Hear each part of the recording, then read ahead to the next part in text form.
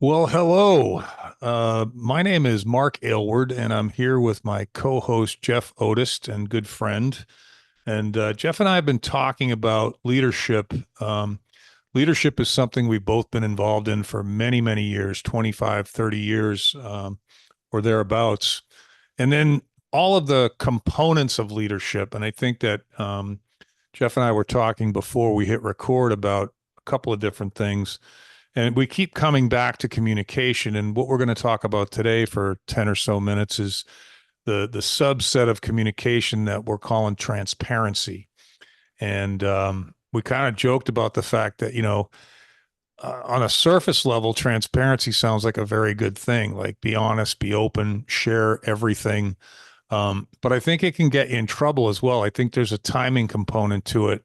Um, in my experience, Jeff, it's been I want to gather as much context as I can, no matter who I'm talking to, before I speak and before I be completely transparent. So it's an interesting thing, Jeff, and maybe you can read us the definition, and then we can start going back and forth on what transparency is, and is it something that you can use to your advantage, or is it sometimes a disadvantage? What do you think, Jeff? Yeah, I think it's a great topic. I mean, just as a business leader, we've both led companies and we've led teams, and you're constantly playing that line of transparency. How much do I share? What do I share? And do I share it all? Have I built the right culture to be able to share? I mean, in general, when you look at the definition, it's essentially transparency is the quality of being, easily seen through. It's kind of that art of being open and honest without secrets. Mm-hmm.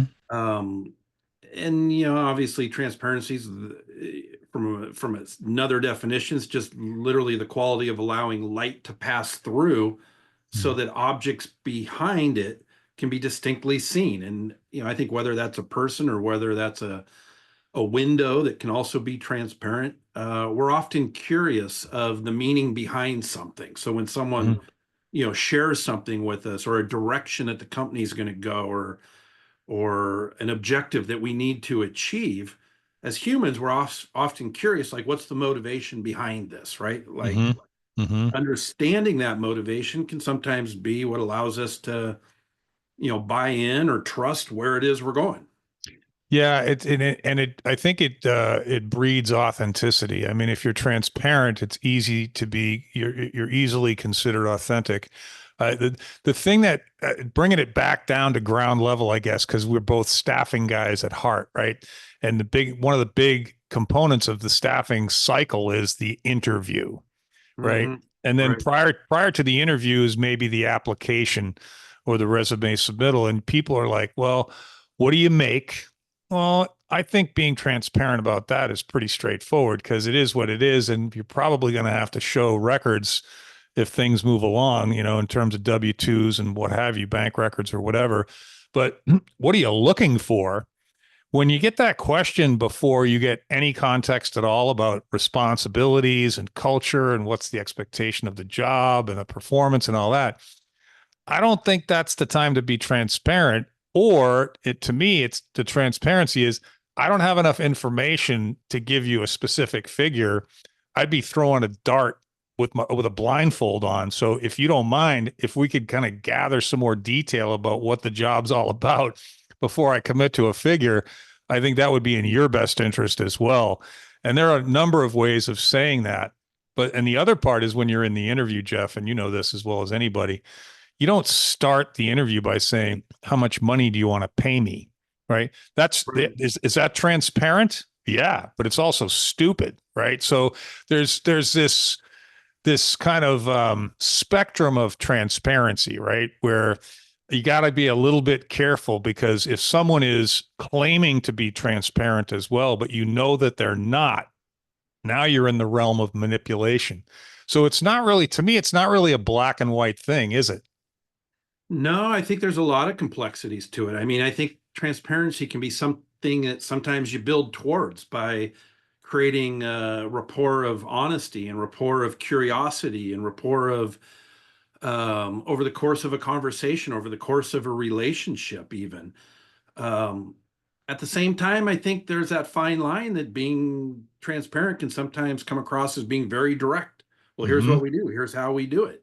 Well, Mm-hmm. that's transparent, and that's sometimes just as helpful as building up to it, right? Like, so I think there are nuances to transparency. I think in general, people want to feel safe, right? Like, I think your example of going in as an interviewee and asking how much does this job pay?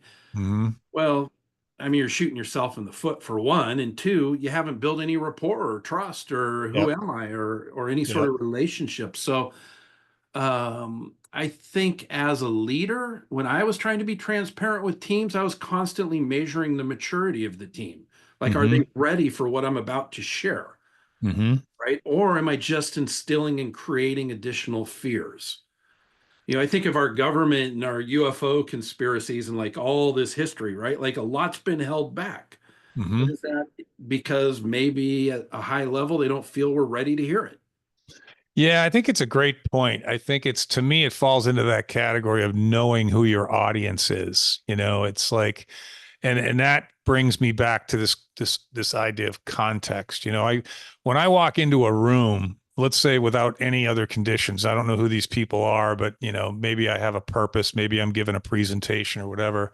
I've always been of the mind that, the more I can get my audience to share with me, the more I can get them to tell me who they are and why they're here and what's important to them and what do they want to accomplish and what kind of an outcome are we looking for and a bunch of other contextual questions depending on the specific circumstance.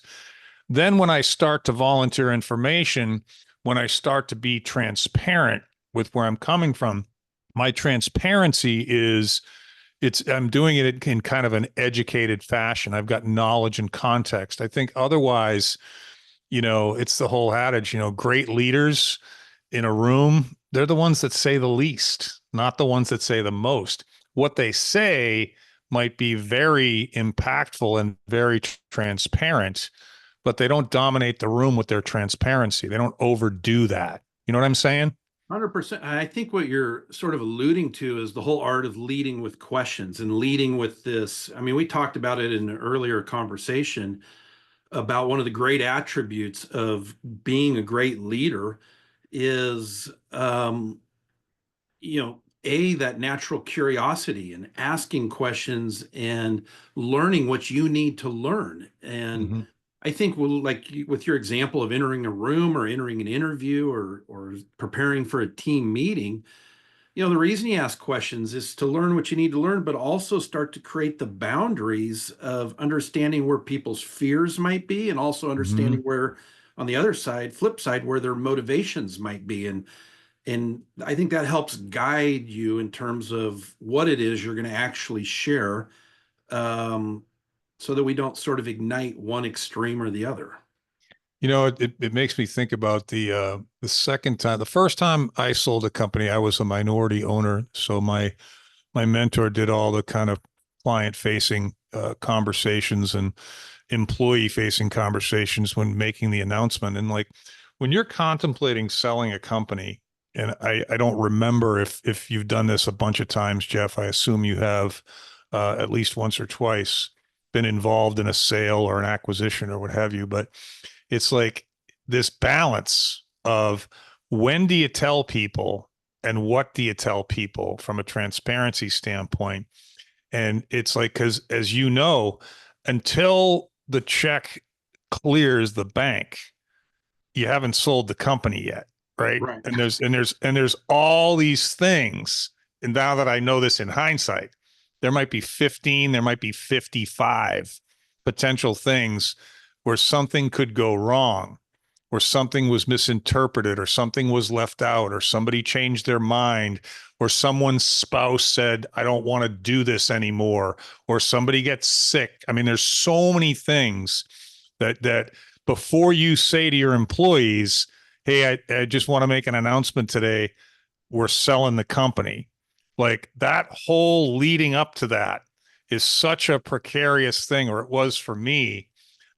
because it was my first real time doing it. So there's a lot of unknowns for me, but there was part of me that I want to tell everyone everything now because I'm a good guy and I'm an honest guy and I don't want to mislead anybody. But right, if you tell them the company sold and then one of these 55 variables shows itself and all of a sudden the deal falls through, then what are you left with? A cluster, right? So that reminded me of that story because I remember that like it was yesterday. I was very uncomfortable managing my transparency. I really didn't know how to do it. I just did the best I could. Well, I think that's a really good point. It's also probably what led to the legal profession and lawyers, you know, blowing up the way they do. That's why they're paid very handsomely to help keep you in those lanes. But, when I sit here and look at today's world, it's different than 20, 30 years ago. We Hmm. have visibility and transparency to what's going on around the world. Like, Yep. we watch just in the world of athletics, we just watch a game on TV and then you go over to TikTok and you see all the behind the scenes things that are going on or Yep. all the little moments that we didn't really always have visibility to. But, that's something people enjoy. It's why some of these social platforms are so popular and skyrocketing. And so I think continuing to find that balance, there is no perfect science. Like it's an art that you're constantly working at to figure out is the audience, like you said earlier, knowing the audience, is the audience ready for what we're about to share? Yeah, it's a great point. I think that, and I'm thinking about it now that you brought it up. It's like, when we were first starting out, there was a resume, there was a telephone, and that was kind of it, right? There was no internet, at least for me, not yet. And certainly wasn't any social media. But right now, if I am contemplating engaging in a conversation with someone, or anybody is contemplating engaging in a conversation, I can go get my transparency, 90% of Right. it by just going to their Facebook profile, to their LinkedIn profile, any other social media. I can Google their name, depending on how popular they might be or invested in a particular thing. And I can almost map out the transparency of this person before I even speak to them. And it's you can work to your advantage, but it's also kind of spooky, you know? It is. So It is. I mean, when I'm in sort of these consulting meetings with a lot of young leaders and managers, we talk a lot about perception, right? Like, and we're like it or not, is we're every human's constantly creating a perception of who they are. And if you don't mm-hmm. believe me, just go ask, five people what they think of you or Yeah. how they would describe, we've talked about before, their unique strengths. That's a perception. Mm-hmm. Well, I think when you begin to perceive yourself as someone who's honest, who cares, who's emotionally intelligent, who's empathetic at the right times, who's going to push you or challenge you at the right times, when you start to really work on all of those, I think you're creating a safer spot for you to be even more transparent in Mm-hmm. terms of your communication because people have a good sense of who you are and from where you're coming.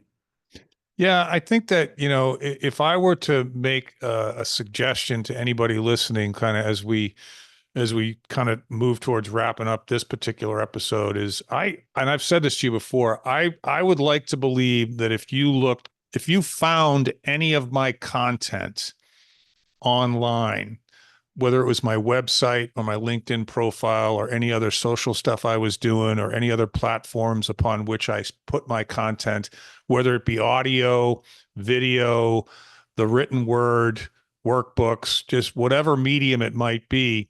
And on top of that, if you were to go talk to five people, maybe, or 10 people that really knew me, that you would hear a consistent message about who I was, what I stand for, and I think that's what I strive to do. And I think that a lot of people that I coach, when I first come across them, they're not as conscious of that as I think they probably should be. Because I think as soon as you go out into the world to get someone to take action or to ask of someone or to help someone or to be of service, you got to have that stuff buttoned up, in my estimation. And it's definitely not a perfect science, But I think if that's your intention, is to polish that apple of consistency and character and authenticity and transparency, then by the time you get into a conversation with someone, you're 9/10 of the way there.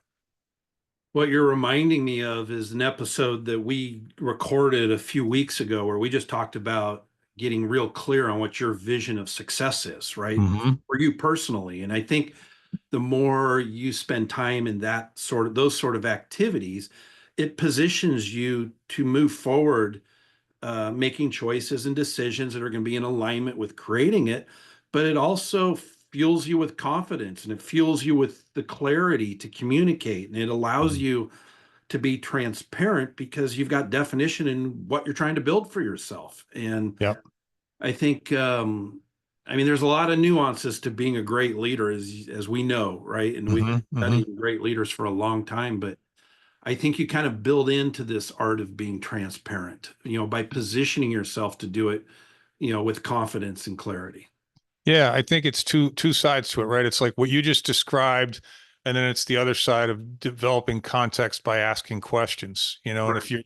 if you're consistently polishing, uh, pardon the pardon the pun, but polishing those apples on both sides, that you're gonna end up where you want to be. Because I think transparency is a great aspiration. It's a great goal, but to your point, it's very nuanced, and I think it can get you in trouble, but only if you don't have context, only if you don't have, all that other information that you need before you open up to that transparency. So it's a fascinating topic for me, Jeff, and I don't know that there's a one answer to it, but I think it's worthy of discussion.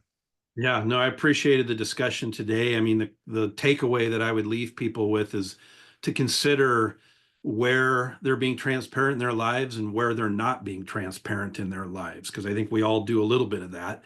Hmm. And then can you just dig a little deeper and ask yourself why? Maybe Yeah. you're not clear enough on your goals, or maybe you haven't asked enough questions. Yeah. No, it's great advice. Great advice, Jeff. I appreciate it. All Yeah. right, dude. That was fun. Look forward to the next one. Like always, thank you. See ya.